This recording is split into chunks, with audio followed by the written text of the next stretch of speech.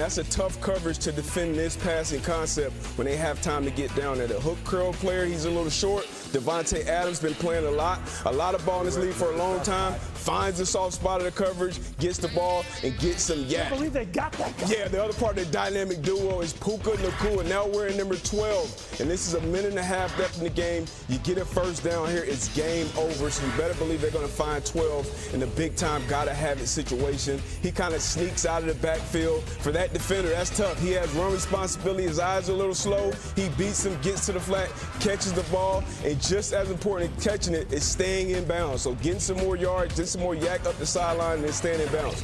They have 2 fourth-down conversions this season so far, and both of them have gone for touchdowns. This is Puka once again behind the line of scrimmage. Give him a speed sweep, get to the edge. Not only pick up the first down, you got 5 guys over there. Somebody's got to get 12 on the ground. He's not an easy tackle, keeps his vision, breaks 1 tackle.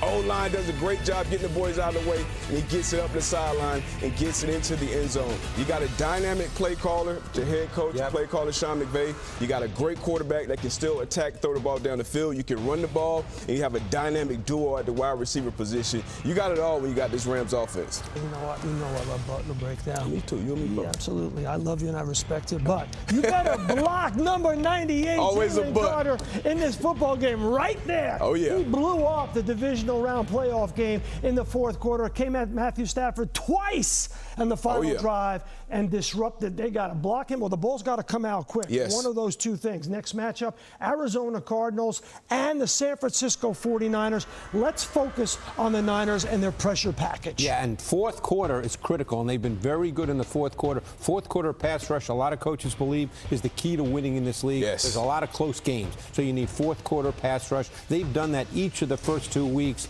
to win games, to seal victory. So let's take a look at a play from last week against the Saints. This will be fourth quarter, late in the fourth quarter, okay? And you see it's less than 4 minutes to go. They're up by 1 score, okay? So they show a 7-man front right here. And then you see the safety, it's a lot of guys, the safety on the edge, and you see the double mug look with Winters and Warner. So how do the Saints deal with this? They bring the back Kamara into a creep alignment because that's where Warner is right there. So how does the blocking map out here? You got 3 to block 3 on the right of the screen. You got 3 to block 3 on the other side. But they can handle Siegel if he comes. That's the safety who's on the ball. Now, here, what the Niners do, they're only going to rush their 4 down linemen. But this whole look, the 7-man front creates one-on-one for the rookie Mikael Williams, who's inside here, and of course Nick Bosa, one of the 2 or 3 best edge rushers in the league. So you get the one-on-ones. That's exactly what they wanted with that defensive front look. Even though they only rush 4, Sal, they get the matchups they want. And look at Williams. He is so strong. But they get the sack. Fourth quarter pressure, a key in this league. Yeah, welcome back to the NFL Matchup Show, only on ESPN. Don't you forget that. I sure won't. Okay, our next matchup, Green Bay Packers and the Cleveland Browns. And the thing about Micah Parsons, number 1 for the Packers, is he's such an explosive football player. But his positive energy not only changes the dynamic on the field, but as a teammate in the locker room, he raises the level of everybody's energy. His energy and confidence, for sure. He's pretty good. I think we'd be remiss, though, if we didn't mention Jeff Hafley. Because the job he's done, and of course with Micah Parsons, a lot of things can change and be better. But the job he's done, 2 things really stand out. The way he changes the picture in coverage, pre-snap to post-snap. That's very confusing, even for veteran quarterbacks. And now with Micah Parsons, they can stunt. They're a high-percentage stunt team on 3rd down. But let's start by looking at the coverage change, because that is something they do better than any team in the league through 2 games. Here you're in the high red zone. It's 3rd down. Now, they're in their nickel defense. They don't play a lot of dime. So Jared Goff, a veteran, what does he see? He sees a single high safety right now, and he sees his best receiver, St. Brown, being pressed. He might think there's man right there, just by that look. So the picture tells him. But watch how everything changes. The safety Williams, he's going to drop down, okay? The corners are going to sink deep. McKinney's going to rotate inside. What this is going to become, you see all this movement, is what we call cover 2 invert, because it's the corners that are the deep half players. And you mentioned Jeff Hafley. To see this and to execute this, you has to be great coach. You remember you used to sneak out as a high schooler? When you tell that loud to your parents, everybody better be on the same page. So pre-snap, post-snap, this defense is on the same page. I love it. A lot to digest for Goff. He clearly doesn't see it. He thinks he has St. Brown clean.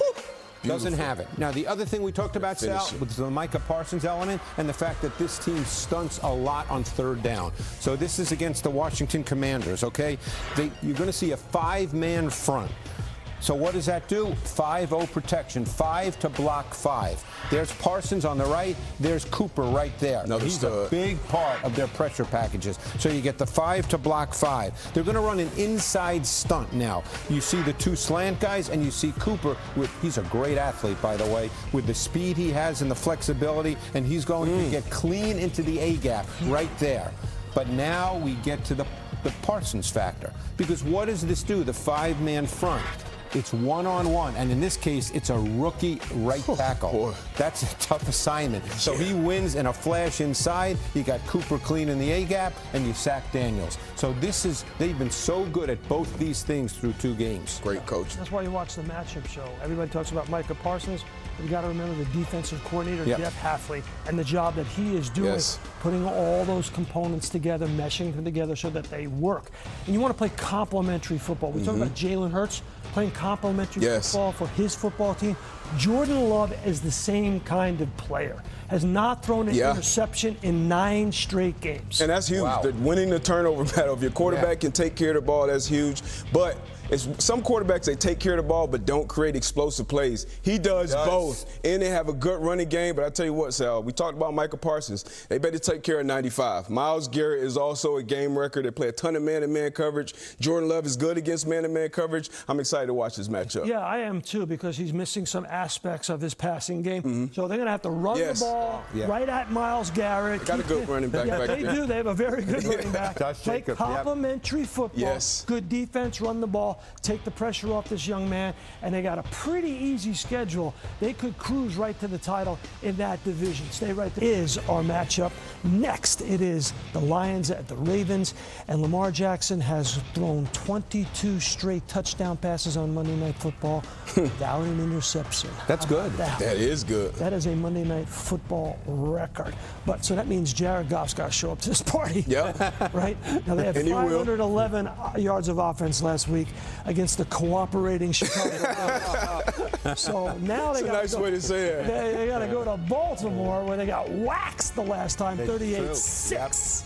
So what do you got on Goff? Yeah, you know what? I think Jared Goff will show up. He's been a good quarterback in this league for a long time. And new OC, new OC. But you know what? They did a lot of things that kind of looked like the last OC. Maybe it was because Ben Johnson was over there on the other sideline. But they got back to some of their old ways, and that's getting their playmakers the ball where they do the most damage. Let's get to the tape and see what I'm talking about in the Butler Report.